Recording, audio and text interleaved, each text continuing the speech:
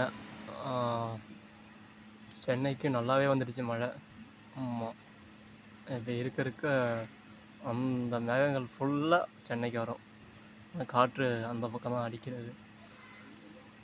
மேற்கு பக்கம் கிழக்குலேருந்து மேற்கு பக்கம் வீசுறதுனால, கிழக்கத்தி காற்று வர்றதுனால கன்ஃபார்ம் சென்னைக்கு மழை வாய்ப்பு இருக்குது. நல்லாவே தெரியுது. ஃபஸ்ட்டு இங்கெல்லாம் மழையே இல்லாத இருந்தது. இங்கே இருக்கிற மழை மேகங்கள் ஃபுல்லாக அங்கே இருக்குது பாருங்கள். எந்த அளவுக்கு இருக்குது பாருங்கள் மழை மேகங்கள். இந்த மழை மேகங்கள் ஃபுல்லாக அங்கே வந்துச்சுன்னா கன்ஃபார்ம் மழை இருக்குது. அந்த ப்ளூ கலர் இதெல்லாம் அதாவது சாரக்காற்றோட வீசுது.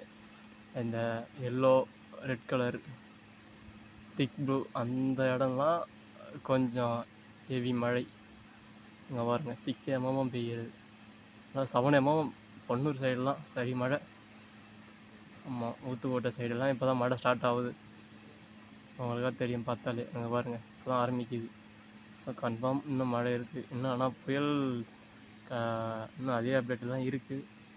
வானிலை மையம் என்ன சொல்கிறாங்களோ தெரியல, பார்ப்போம். அங்கே பாருங்கள் இன்னும் கண் பகுதி நேராக சென்னைக்கு நேராக தான் இருக்குது. இன்னும் பார்த்தாலே நல்லா தெரியுது.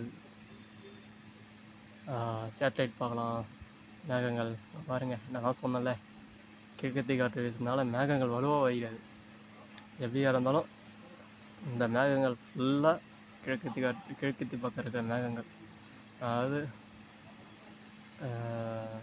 வடக்கு அண்டு கிழக்கு இருக்கிற மேகங்கள்லாம் சென்னைக்கு கன்ஃபார்ம் வந்துன்னா சென்னைக்கு நல்ல மழைகள் வாய்ப்பு இருக்கிறது.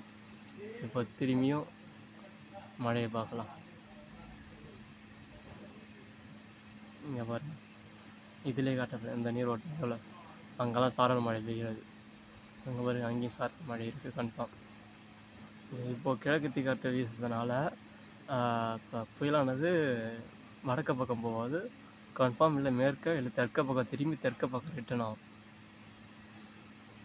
ஆனால் அந்த புயல் எங்கே தான் முடியுன்ட்டு தெரியல. பார்க்கும் எங்கே முடியுதுன்ட்டு. இப்போ பார்த்தா தெரியும் கண் பகுதி. இந்த கண் பகுதி கரை ஓரமாக போகிறதுனால கடலோர மாவட்டங்கள் எல்லாருக்கும் மழை இருக்குது. சரிங்களா? பார்த்தாலே அது